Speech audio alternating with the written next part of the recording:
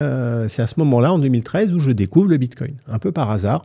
Et je suis au début un peu intrigué par cette monnaie de l'Internet. Je me dis, mais comment ça peut fonctionner? C'est quoi cette arnaque, ce truc bizarre, ce Ponzi? Enfin bref. C'est vrai que c'est fou, hein, c'est que là, ce que tu es en train de décrire, c'était il y a à peine il y a 10 ans. 10-12 ans, quoi. Ouais, c'est ça. C'est hier, quoi, en fait. Ouais, une dizaine d'années. Et je suis intrigué, je commence à lire, plus je lis, moins je comprends, mais comme je suis assez déterminé et que je sens qu'il y a quelque chose, je passe vraiment beaucoup de temps à comprendre le Bitcoin, à comprendre la notion d'argent, à comprendre la notion d'économie, de masse monétaire, de tout un tas de concepts. Et à un moment, tout s'aligne dans ma tête, c'est le déclic, et je me dis que le Bitcoin représente l'avenir en fait de la monnaie. J'ai vu comment Internet avait changé la manière dont on communique. Je me suis dit, le Bitcoin va changer la manière dont la société échange des valeurs et échange de la confiance. Et là, je me suis vraiment dit, je dois consacrer le reste de ma vie à Bitcoin. Ok. Voilà. Et donc... Et donc c'est pour ça, là, tu parlais donc de la boîte là, qui faisait un demi-million de revenus, oui.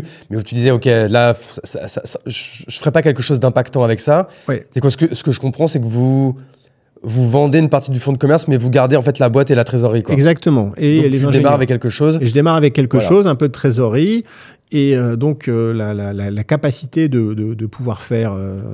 parce qu'on vend les fonds de commerce, on pensait le vendre 100 000 euros, mais par une histoire, en fait, plutôt rocambolesque et incroyable, on finit par le vendre 1 million. Okay. Donc, on repart avec pas mal de trésors. Et je sais que je veux faire dans le Bitcoin, mais je ne sais pas quoi faire exactement. J'arrive pas à trouver le bon projet, et donc je finis par décider d'ouvrir la maison du Bitcoin, d'ouvrir la maison du Bitcoin, donc de ne pas choisir de faire quelque chose, justement, de prendre position en espérant tout simplement qu'il va se passer quelque chose, que le fait de se positionner... Une communauté, c'était quoi? Alors, c'était un lieu physique qui était situé à 35 rue du Caire, dans le 2e arrondissement, en face du NUMA, qui à l'époque était l'alpha et l'oméga de la French Tech. Et ça s'appelait la maison du Bitcoin. J'avais fait exprès de prendre un nom assez désuet pour une technologie qui faisait peur à tout le monde. Et donc, c'est un lieu que j'ai ouvert, qu'on a ouvert, je n'étais pas tout seul, et qui accueillait du monde. Il n'y avait pas de business model, personne ne comprenait rien à ce qu'on faisait. Ils disaient, mais qu'est-ce que c'est que ce truc? C'est juste de l'information? C'était, je voulais juste qu'ils créent un point en fait, de rencontre pour tous ceux qui s'intéressaient au Bitcoin, que ce soit le grand public, les développeurs, les journalistes, les pouvoirs publics. Et on faisait le pari qu'on allait créer des opportunités, en fait, et que de ces opportunités, on arrivera à en saisir peut-être une ou deux, et qu'il allait se passer quelque chose. C'était ça, il n'y avait pas vraiment... En fait, vous vouliez en fait, faire partie du paysage, quoi. On voulait être le paysage. Okay. C'était pas en faire partie, parce qu'en fait, il n'y avait rien à l'époque. Et donc, et la preuve, la nature a horreur du vide. Et quand moi, j'arrivais de nulle part, quand on a ouvert la maison du Bitcoin, on est devenu un petit peu le centre de gravité du Bitcoin en France, par la force des choses. On a vu passer tous les développeurs, tous les projets, et c'est ça qui a donné lieu à la création de 2 entreprises, Ledger et CoinHouse, qui sont aujourd'hui les 2 plus grosses boîtes de crypto françaises, et Ledger qui est le leader mondial des solutions de sécurité pour crypto. À quel moment tu fais le split et à quel moment tu as l'idée, enfin vous avez l'idée de Ledger, parce que vous étiez plusieurs, hein. Alors Ledger est né de rencontres. Une première rencontre avec Nicolas Baca, qui avait créé BTChip, qui lui venait de l'univers de la carte à puce, qui avait développé une première version du hardware wallet, un coffre-fort pour cryptoactifs, pour protéger les clés privées. Donc une technologie extrêmement avancée, mais avec une UX, un usage complètement incompréhensible, hein. C'était vraiment un truc d'ingénieur fou, et donc c'était inutilisable en réalité, mais il y avait une vraie techno. Et de l'autre côté, une rencontre avec Joël Pobeda, qui avait développé Chronocoin, qui vendait des bitcoins par la poste. Et les deux ont commencé à travailler ensemble, puisque comme on les vend par la poste, il faut un média pour envoyer les clés privées. Donc, ils ont commencé à utiliser ça, à mettre un produit autour. J'ai vu qu'il se passait quelque chose. Ils avaient quand même des problématiques de se dire, mais comment on va financer tout ça? Comment on va y arriver? Ils n'étaient pas forcément... en tout cas, ce n'était pas leur savoir-faire le plus important. Et voyant ça, je me suis dit, il y a un truc à faire. Donc, on a réuni tout le monde et on a décidé de fusionner les 3 entreprises, donc la maison du Bitcoin, BTChip et Chronocoin, pour créer Ledger, qui a intégré une des activités de la maison du Bitcoin, qui était la vente et l'achat de cryptoactifs, un broker, de Bitcoin, parce qu'à l'époque, c'était surtout ça. Et donc, on a développé Ledger avec le comptoir, Et au bout d'un certain temps, le comptoir et donc l'activité de broker, qui est une activité régulée, différente, a été spin-offée dans une autre boîte qui s'appelle CoinHouse et qui ensuite s'est développée. Donc, c'est comme ça que les deux entreprises sont nées. Parce que pareil, pour ceux qui sont peut-être pas hyper à l'aise avec ces sujets, est-ce que tu peux décrire en fait à quel problème vous répondez avec Ledger et comment ça se matérialise entre la partie software et hardware?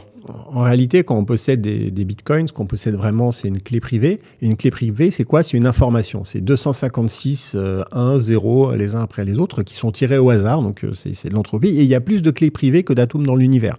Donc, il suffit en fait de tirer un chiffre au hasard et c'est sa clé privée, c'est la nôtre, il n'y a que nous qui la connaissons. Et tout le principe de sécurité, d'authentification, de signature, de paiement en fait dans l'univers du Bitcoin se fait sur le principe suivant. On prouve qu'on possède une information sans jamais la révéler. C'est pas comme le mot de passe où on prouve qu'on le possède parce qu'on le révèle. Là, on peut pas révéler son mot de passe, sa clé privée, parce qu'il n'y a pas d'entité centralisée qui va le vérifier. Par contre, on prouve que l'on connaît le secret sans jamais le révéler. C'est ce qu'on appelle la signature cryptographique. Et donc, la réalité de la possession en fait, de Bitcoin, de cryptoactifs, c'est la connaissance du secret. N'importe qui possédant ou connaissant ce secret peut donc prouver qu'il le connaît et déplacer les bitcoins qui lui sont associés sur la clé publique qui est le pendant de la clé privée. Ouais. Et donc, il y a un problème de sécurité. Puisque cette clé privée existe dans un ordinateur pour faire cette fameuse signature cryptographique, si jamais un attaquant réussit à rentrer dans l'ordinateur et à exfiltrer la clé privée, bah, c'est game over.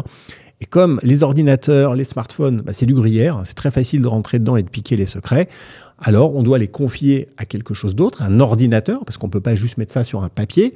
Et c'est là où intervient la carte à puce, qui est un ordinateur sécurisé. Et donc, le métier de Ledger, c'est de prendre la carte à puce, une invention française, de mettre dessus un système d'exploitation qui est compatible avec les exigences de la cryptographie moderne, liée aux cryptoactifs, et d'en faire un appareil qui permet de signer des paiements. Et donc, à la fin, ça ressemble à quoi? Ça ressemble à une sorte de clé USB, mais c'est pas un...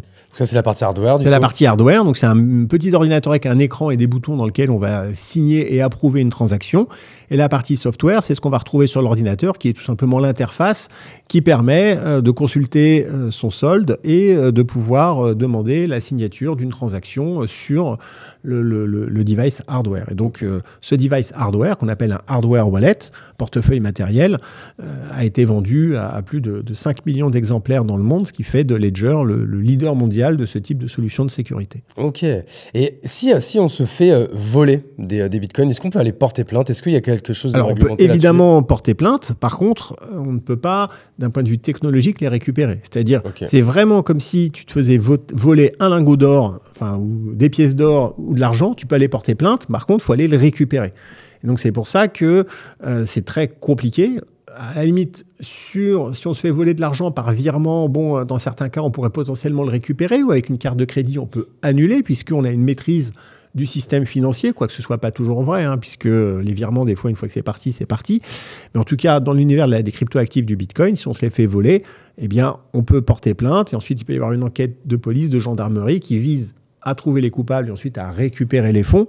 Mais d'un point de vue purement technologique, on ne peut absolument rien faire. C'est pour ça que la sécurité dans l'univers des cryptoactifs est très importante et qu'il y a une vraie responsabilité parce qu'on possède vraiment ces avoirs. C'est comme si on avait des lingots d'or chez soi et donc il faut les protéger. Et donc tout le monde aussi n'est pas prêt à le faire et c'est pour ça qu'il y en a qui préfèrent laisser les lingots d'or dans le coffre d'une banque et donc faire appel à des entreprises qui vont gérer les bitcoins pour compte de tiers. C'est ce que fait CoinHouse. Mais ensuite, ça va... Pour certains, ça va à l'inverse de l'éthos du Bitcoin et des cryptos.